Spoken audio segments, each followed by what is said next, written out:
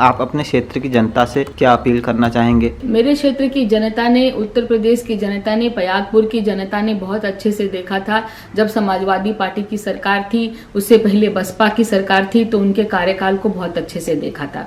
मैं सिर्फ उनसे इतना कहना चाहती हूँ कि नरेंद्र मोदी जी और योगी जी की जो भी जन कल्याणकारी योजनाएं उनको अपने खातों में, बैंक खातों में दिखाई पड़ी हैं, अपने अंगूठे लगाकर जिन योजनाओं का उन्होंने लाभ लिया है, सिर्फ उन्हीं योजनाओं के बारे में वो गौर से 1 मिनट एकांत चिंतन करके देखें, और तो उनको समझ में आ जाएगा कि उनकी सरकारों में और पिछले की सरकारों में क्या फर्क था।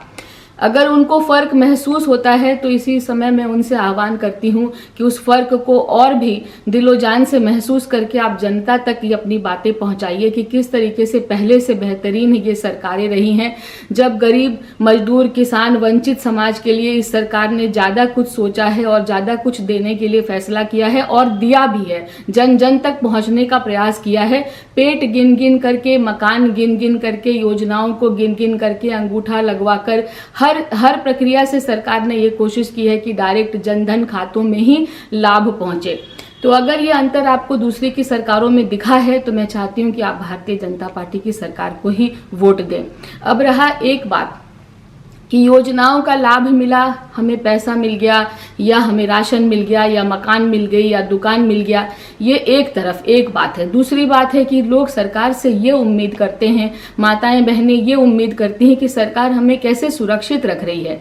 पहले क्या होता था, अगर घर से बेटा सुबह 10 बजे से निकला और रात शाम 6 बजे घर वापस नहीं आया तो माँ बाप के मन में होता था कि पता नहीं आज की रात कैसे कटेगी, मेरा बच्चा सुरक्षित है कि नहीं। लेकिन आज वो दौर नहीं है। उत्तर प्रदेश में जिस तरीके का शासन प्रशासन योगी आदित्यनाथ जी की सरकार ने दिया है, उसके बाद आपने खुद ही देखा कि किस तरीके से बदमाशों के घर मकान बुलडोजर से बुलडोज किए जा रहे हैं। लगातार गिरफ्तारियां होती हैं। कोई बदमाशी बदकारी करने वाला गुंडा मवाली बदमाश जो है वो सड़कों पे नहीं दिखाई देता, उसकी जगह जेल में है, और ये बहुत ही सख्त प्रशासन के द्वारा हो रहा है। मैं पयागपुर क्षेत्र में ही बहुत अधिक चोरी और डकैती की समस्याएं सुनने को आए दिन मिलती थी, लेकिन इस तरीके की घटनाओं में काफी कमी आई है।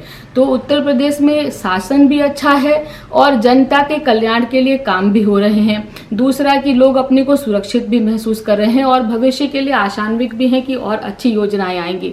इससे पहले जब समाजवादी पार्टी की सरकार थी तो अक्सर यही सुनने में आता था कि सैफई में कोई महोत्सव हो रहा है, कोई नाच गाने का कार्यक्रम चल रहा है, और उसके बारे में देश की जनता जानती थी, सुनती थी, उत्तर प्रदेश की जनता जानती थी, सुनती थी।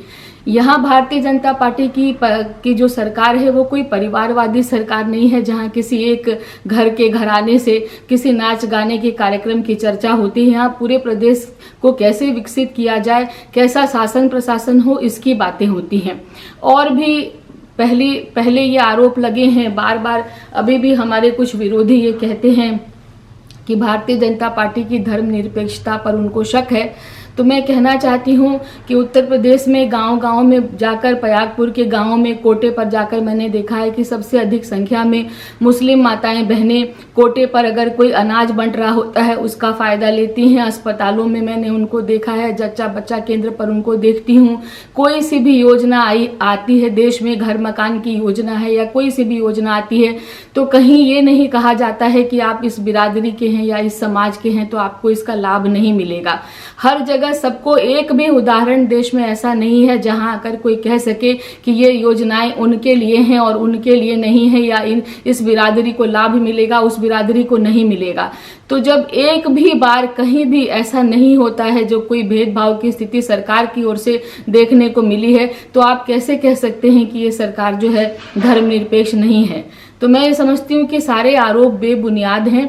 चाहे वो किसी जाति धर्म बिरादरी का व्यक्ति हो, अगर उसने कोई गलत काम किया है तो उसकी सजा उसको मिल रही है। अब कोई भी बदमाश जो है आसानी से खुला नहीं घूम रहा है।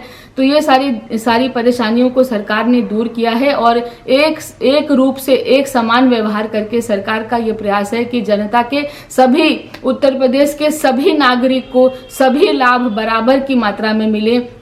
और एक तरफ से न्याय हो, तो ऐसे शासन प्रशासन और न्याय देने वाली सरकार के से आपको और अधिक क्या अपेक्षा रखनी चाहिए। इसलिए मैं प्रयागपुर की जनता से अपील करती हूँ कि वो भारतीय जनता पार्टी के बारे में ही दोबारा अपना मन बनाएं और मेरे कहने से न बनाएं। वो अपने मन में बैठकर सोचें, दूसरे सरकारों से उसकी तुलना करें और फिर उनको खुद ही इसका जवाब मिल जाएगा। यूपी में 403 विधानसभा क्षेत्रों में से बीजेपी अब की बार कितने क्षेत्र में जीतेगी आपके अनुमान से? देखिए, जब 2017 में भारतीय जनता पार्टी की सरकार उत्तर प्रदेश में नहीं थी तो जनता की अपेक्षा थी, जनता को पता था, उनको लगता था कि हो सकता है हम भारतीय जनता पार्टी की सरकार को चुने तो हमारे लिए बहुत सी नई नई योजनाएं मिले, हमको एक पारदर्शी सरकार मिले, हमको ये एक न्याय संवत सरकार मिले, ऐसी उनकी अपेक्षा थी और इस कारण उन्होंने वोट दिया। जब उस वक्त वोट दिया तो 300 पार सीटें मिली आपको, जब सरकार ने कोई भी काम उनको करके नहीं दिखाया था। उत्तर प्रदेश में पिछले 10 वर्षों से दूसरे दलों की सरकार थी। तो जब भारतीय जनता पार्टी की सरकार 2017 में आई और 300 पार आई तो मैं समझती हूँ कि उसके बाद सरकार ने जो काम किए, गद्दी संभालने के बाद जो काम किए, जो जनता ने कभी सोचे भी नहीं थे वो काम किए। कोरोना जैसी महामारी से लड़कर विजयी होकर पूरे प्रदेश को बाहर निकाला। उसके बाद तमाम चुनौतियों और संघर्षों का भी सामना किया, चाहे वो रोजगार की समस्या रही हो, उसके खिलाफ भी उन्होंने आंदोलन किए और काम किए।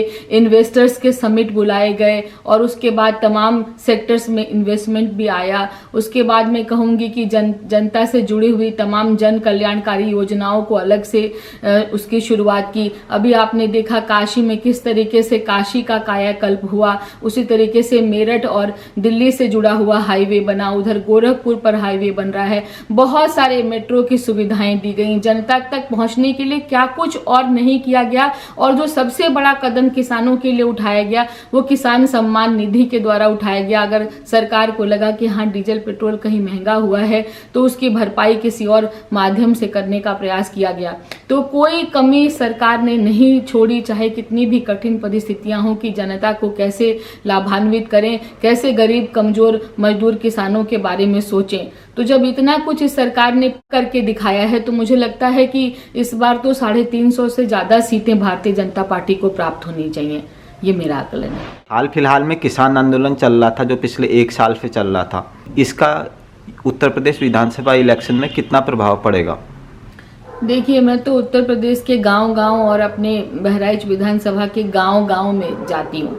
मैंने तो वहाँ नहीं देखा कि वहाँ के किसान कहीं आकर के दिल्ली में कोई धरना प्रदर्शन कर रहे थे। वहाँ के किसानों को तो मैंने खेती मजदूरी किसानी करते हुए देखा, धान गेहूँ बोते हुए देखा।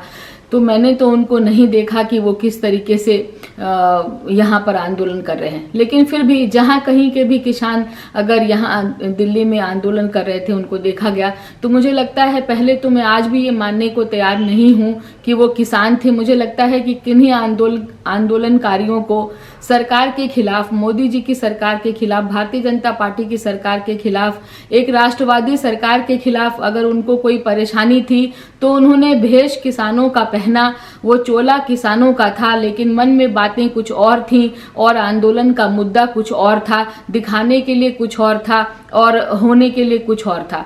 तो मैं ये कहना चाहती हूँ कि पहले तो मैं उसको किसान आंदोलन मानती ही नहीं हूँ, लेकिन फिर भी अगर आप ही के शब्दों में अगर उसको किसान आंदोलन मान भी लिया जाए तो मुझे लगता है कि उसका कोई बहुत दूरगामी असर उत्तर प्रदेश के किसानों पे पड़ेगा ऐसा मुझे नहीं लगता। और उत्तर प्रदेश के किसानों के लिए कोई चुनावी मुद्दा नहीं है। हाँ, जहाँ तक ये बात कही जाती थी कि नरेंद्र मोदी जी की सरकार कहीं कोई सुनवाई ही नहीं करती, अगर कोई फैसला लेती है तो फैसला जबरदस्ती थोप दिया जाता है, तो कुछ लोग जो आंदोलन पर बैठे थे उनके बारे में सरकार ने सोचा, हो सकता है हरियाणा के और पंजाब के किसानों को अधिक परेशानी थी तो सरकार ने सोचा, उस पर पुनर्विचार किया और उसको वापस ले लिया। तो अब कोई नई योजना के तहत हो सकता है कोई नए किसान कानून आए जो सबको मान्य हो। तो पहले तो मुझे लगता है कि वो आंदोलन ही सही दिशा में नहीं था, सही मुद्दों को लेकर नहीं था। फिर भी अगर सरकार ने उस पर वापसी की है तो हो सकता है जो नया कानून आए या अगर भविष्य में ऐसा कोई योजना बनती है तो वो उनको समझ में आ जाए।